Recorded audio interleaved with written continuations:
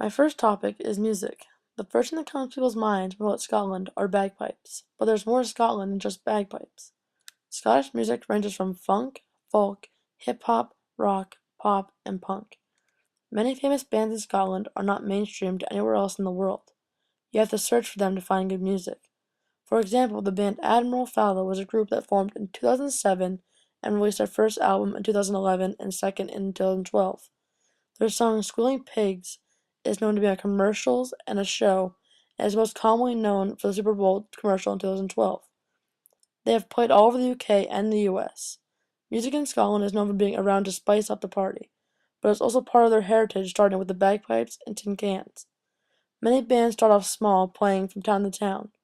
There are many that are famous to the US, such as The View, The Exploited, and Bella and Sebastian. Folk is commonly played with string instruments. In this picture you see two men holding two string instruments.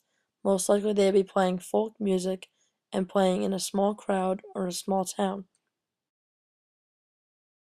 This man plays punk Irish music.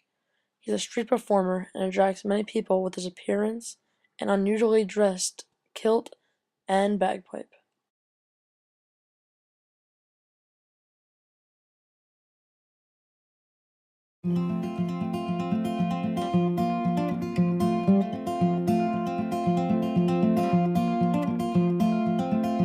Make a cup with your hands to take a drink, in the same way that your father did, and throw a stone upon the river's lid. Watch the circles take you home.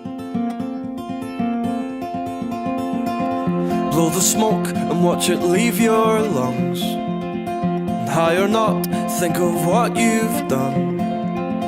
Have you not considered life beneath the thumb of flying solo in your home?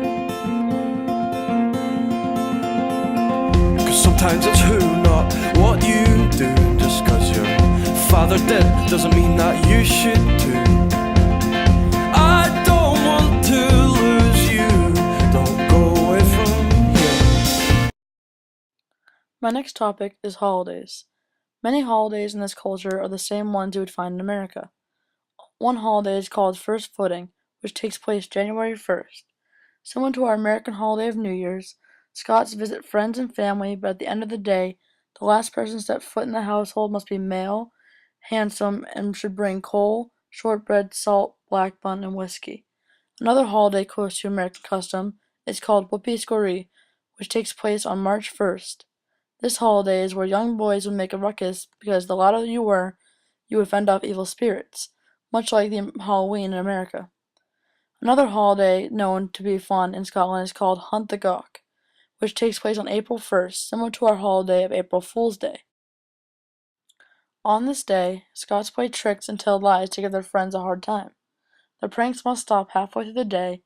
A while back, hunting the gawk meant sending someone on foolish errands. The day after, on April 2nd, is called Preen-tailed Day. This is when people place paper tails on the back of unsuspected people as a way of getting the last laugh. One original holiday that Scottish celebrate is St. Luke's Day on October 18th. It is also known as Sour Cake Day, which takes place in Royal Burgh of Ruther Glen. Celebrating this means making and eating cake with sour cream. Most of their holidays revolve around being with people and being happy. A common treat at the end of the night are tablets. This picture is an example of First Footing, a night where people share drinks and are happy and celebrating the new year. Many people on this day wear traditional garbs, such as kilts, but most people prefer to use present-day outfits. Similar to April Fool's Day, they celebrate with pranking people, such as getting back at relatives or siblings, just having an all-around good time, and it's a way for kids to celebrate and have fun without getting in trouble. Preen-tailed Day is similar to pin the tail on the donkey, making a fool of the person you're pinning the tail onto. It's a way of getting the last laugh and having a good time after April Fool's Day. My next topic is traditions. The Highland Games is made up of many heavy sports. It consists of stone throwing, tossing the caber, tug of war, and physical demonstration of battle and survival. This event takes place year-round. The way women participate is to show off their finery by dance.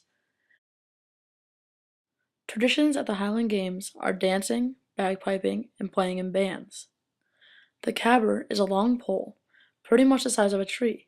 The competitor balances it vertically on his hands and then throws it so that it will turn over and over through the air.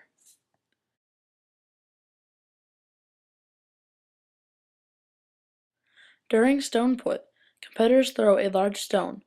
The weight varies according to the particular Highland Games because the stones are not real stones rather than weights. A braemar is a large stone for women to throw. The hammer throw, similar to an Olympic event, the Scottish hammer is a ball weighing 23 pounds at the end of a 4-foot handle. At some competitions, there are lighter hammers for women. The competitor whirls the hammer around his head before throwing it.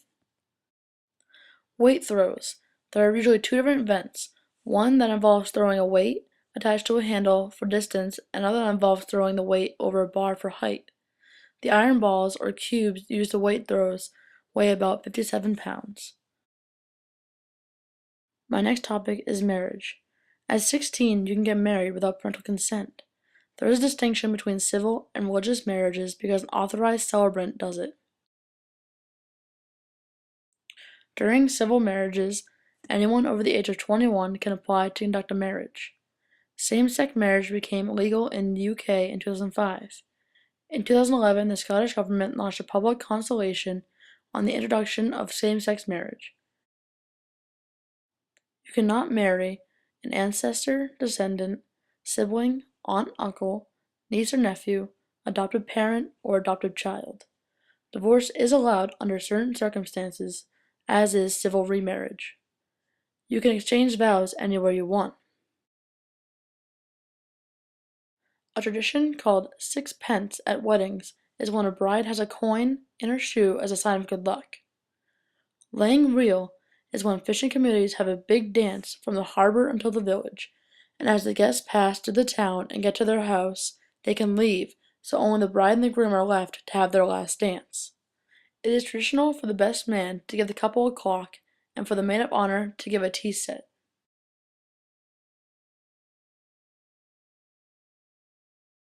My next topic is art. Art in Scotland started with large stone balls that were carved with intricate designs. Also, many buildings were made out of stone, which was carved and designed based on the buyer's opinion. The Scottish loved to use a variety of colors in their paintings. In the 20th century, art in Scotland is not very known for their intricate designs or distinct movements, in the way that it can be found elsewhere in art history. It is possible, however, to identify clusters of artists within the across periods in Scottish art history, whose like-minded concerns or common style allowed them to usually group together.